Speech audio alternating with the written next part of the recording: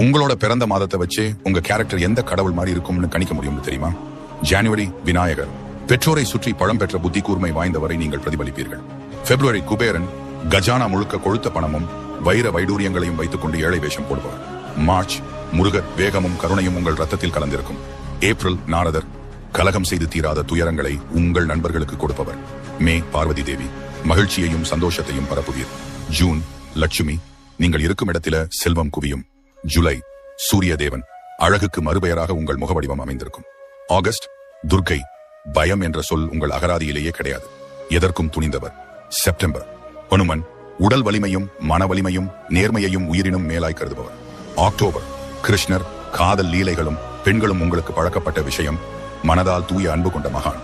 November Kumbakarnan, தனிமையையும் தூக்கத்தையும் மன அமைதியை விரும்புவர். December பிறந்தவர்கள் பகவான் விஷ்ணு, பரிவும் பாதுகாவலும் கொண்டவர்கள்.